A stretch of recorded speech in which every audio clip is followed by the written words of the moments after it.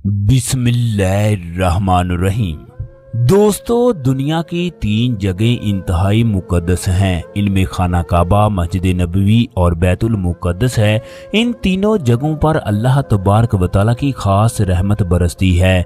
इन जगहों का एहतराम करना हमारे ईमान का हिस्सा है, मगर ये अल्लाह तबारक व तआला के खास मकाम है। मगर अब इस जगह ऐसी ऐसी चीजें देखने को मिलती हैं जिससे इंसानियत की रूह तड़प कर रह जाती है कि इस मुकद्दस जगह पर अब क्या कुछ हो रहा है। हमारे दिल ईमान से खाली हैं। अल्लाह तबारक व तआला की मोहब्बत हमसे दूर है। हुज़ूर अकरम सल्लल्लाहु अलैहि वसल्लम के अरशादात को हमने भुला दिया। आप सल्लल्लाहु अलैहि वसल्लम ने फरमाया, क़यामत के नज़दीक औरतें लिबास पहनकर भी नंगी होंगी। मदीने से एक वीडियो वायरल हुई जिसमें असर की नमाज के वक्त 2 औरतों को देखा जा सकता है जिन्होंने इंतहाई चुस्त लिबास पहना है।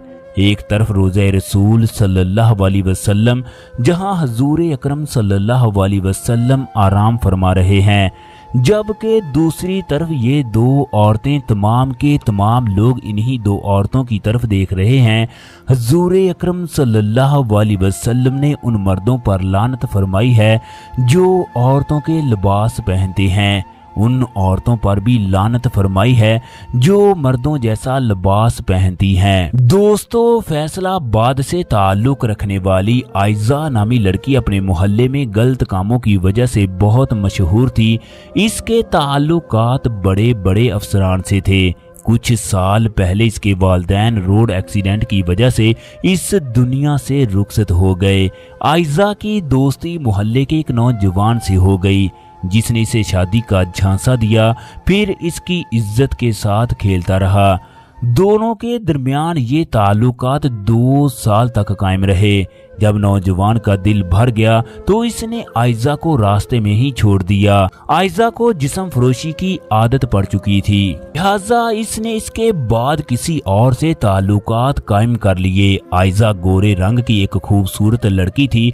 शहर में कई नौजवान उसके दीवाने थे। आयजा ने अपने आप को फरोख्त करके तमाम लोगों से खूब माल कमाया। उसके पास इस कदर माल था वो किसी भी जगह बैठकर अच्छे तरीके से 2 वक्त की रोटी खा सकती थी। घर, गाड़ी, बंगला खरीद कर उसने उम्रा अदा करने का फैसला किया। उसने वीजा लिया और उम्रा अदा करने के लिए बैतुल्लाह पहुंच गई।